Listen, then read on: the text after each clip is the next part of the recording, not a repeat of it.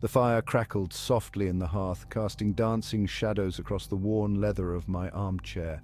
Outside, the wind howled like a banshee, rattling the windows of my study. It was a night for stories, for tales whispered in hushed tones, tales that sent shivers down your spine and made you draw your blanket tighter. For years, I, Archibald Grimshaw, have been a collector of such stories, tales of the strange and unusual, of the macabre and the eerie.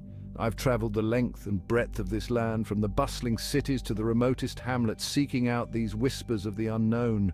Tonight, the story I share is not my own, but one passed down through generations, a story that has chilled the blood of many a soul.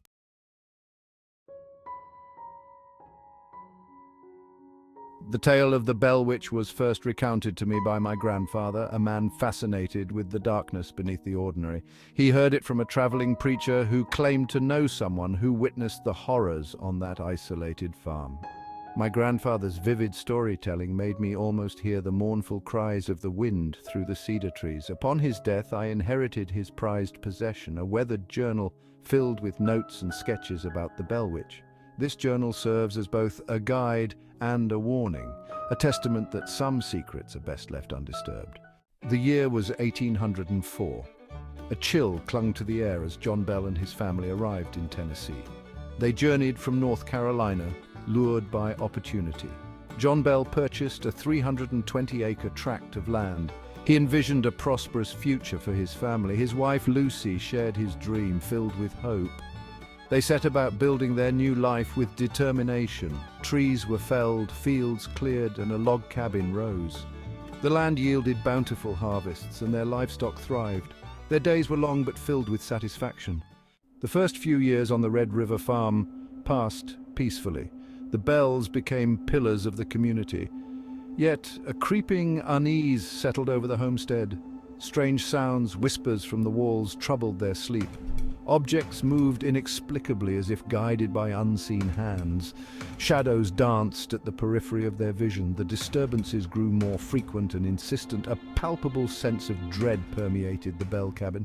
The children shivered with a mixture of fear and excitement. Lucy urged her husband to dismiss the sighting, but John could not shake the feeling that something was amiss. His unease proved to be well-founded. Strange occurrences escalated. Footsteps echoed through the empty rooms at night. Disembodied voices whispered their names in the darkness. Objects flew across the room with alarming force. Young Betsy became the primary target. Invisible hands pinched and scratched her. Her hair was pulled, her sleep disturbed by nightmares. The Bell household was transformed into a place of fear. The children were afraid to be alone. Lucy spent her days in prayer, seeking solace. John found himself powerless to protect his family.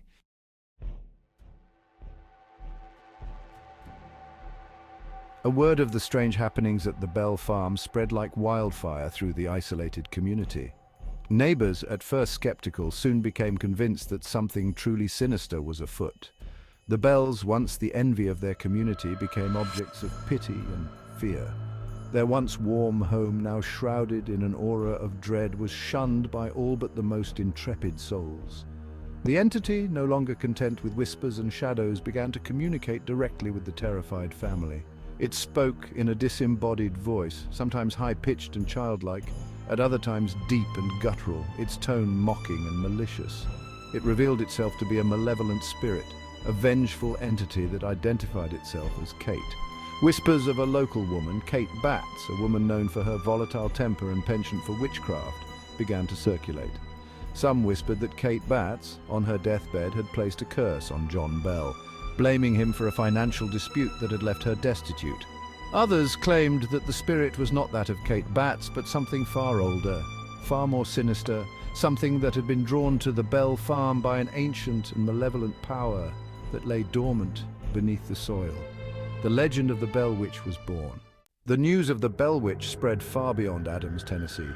It became a spectacle, drawing curious onlookers and ghost hunters. People flocked to the Bell farm, eager to witness the strange phenomena. The tranquil homestead was transformed into a macabre carnival. Carriages lined the dirt road, occupants alighting with trepidation. Groups gathered, exchanging stories and speculating on the unseen entity. Amidst the chaos and fear, the entity known as Kate seemed to revel in the attention. She would engage in conversations with the visitors, her voice echoing through the cabin. She would answer questions, sing songs, recite Bible verses, her voice shifting effortlessly. She seemed to take particular delight in tormenting the local clergy. Ministers and preachers would arrive at the Bell farm, Bibles in hand. Kate would engage them in theological debates, quoting scripture with eerie accuracy. One preacher performed a series of rituals, culminating in a loud prayer. The witch responded with a cacophony of shrieks and laughter, shaking the house. The preacher fled, his faith shaken to its core. The tales of the Bell Witch reached General Andrew Jackson, hero of the Battle of New Orleans. Intrigued, Jackson visited the Bell farm with his men. Their wagon suddenly halted, wheels locked in place.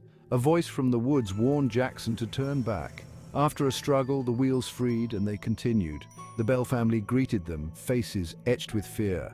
That evening, the witch made her presence known. Objects flew and voices taunted. A soldier was slapped by an unseen hand, knocked to the floor.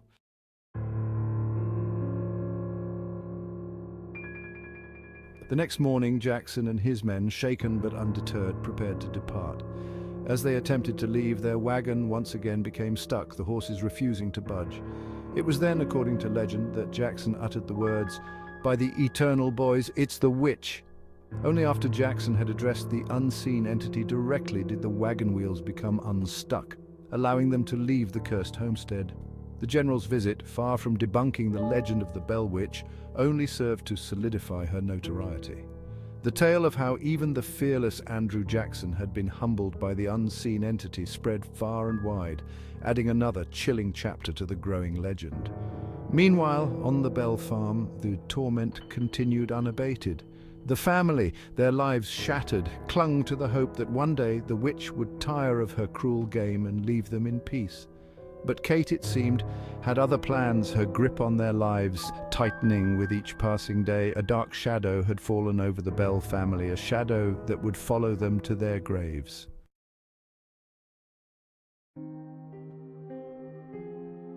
The years following General Jackson's visit saw the Bell family descend into terror. The witch, Kate, grew bolder, escalating her torments. The farm, now shrouded in dread, lay untended. John Bell bore the brunt of Kate's fury. His health deteriorated rapidly, plagued by mysterious ailments. Agonizing cramps and nightmares haunted him. He woke in terror, Kate's laughter echoing in his ears. The once proud patriarch became a shadow of his former self. The family sought remedies, both conventional and unorthodox. Whispers of a darker nature began to circulate amongst the fearful townsfolk. John Bell, in a moment of despair, struck a bargain with the forces of darkness. He sought out a practitioner of the dark arts, a solitary figure shrouded in rumor. Known only as Old Jeremiah, he possessed forbidden knowledge. John, desperate and fearful, sought him out in the dead of night. Jeremiah offered a ritual, a binding of wills to sever the witch's hold. The details of the ritual, shrouded in secrecy, remain a chilling mystery. Some say John Bell made a blood sacrifice for his family's freedom. Others claimed he pledged his soul to darkness for a few years of peace. Whatever happened that night, John Bell returned a changed man. A palpable darkness clung to him, deepening each day. His health deteriorated rapidly. The once robust patriarch wasted away. On a bleak December morning in 1820, John Bell breathed his last.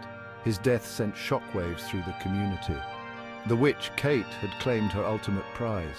Whispers of foul play, of poison spread like wildfire. A vial of black liquid was found, fueling speculation of the witch's involvement. The Bell family, shattered by grief and fear, laid John Bell to rest, hoping for peace. The witch's terror seemed to abate, her energy dissipating like smoke. Strange occurrences ceased, leaving an eerie silence. The Bell farm, marked by horrors, stood abandoned. It remained a place of dread and fascination. The death of John Bell, while tragic, seemed to usher in a period of calm. The witch retreated into the shadows, her presence no longer felt. The Bell family, spirits crushed but unbroken, began to rebuild. Lucy Bell found solace in morning rituals and her children. Life went on, the Bell family slowly began to heal.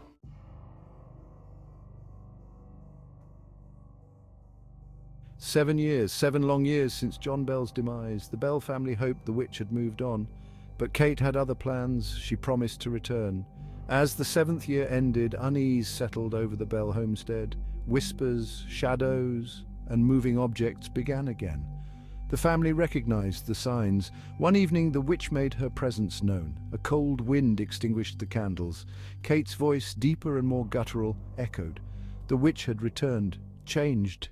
The witch's return was not the reign of terror the Bell family had feared. She had grown tired of their world, of her spectral existence.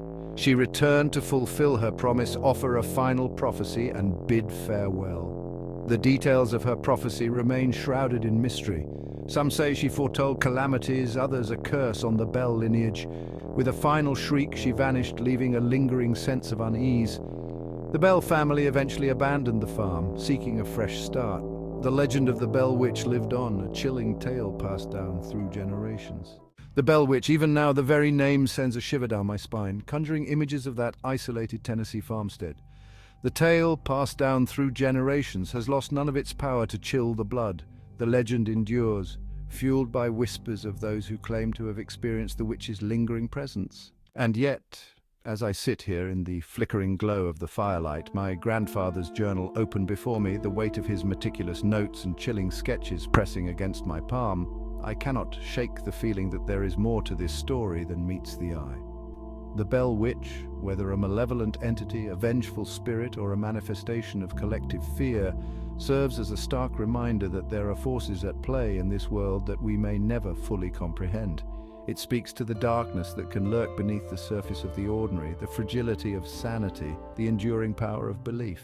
As the moon casts its eerie glow over the haunted lands of Adams, Tennessee, the chilling tale of the Bell Witch comes to a close. From the harrowing encounters of the Bell family to the unexplained phenomena that still baffle historians and paranormal enthusiasts alike, the legend endures, echoing through the corridors of time. With every whisper of the wind and every creak of an old wooden floor, one might wonder if the spirit of the Bell Witch still roams, watching, waiting, and perhaps even weaving new stories for future generations to tell. This is Archibald Grimshaw, bringing you yet another strange and macabre story. Until next time, when we delve into the shadows once more, signing off. Sleep well if you dare.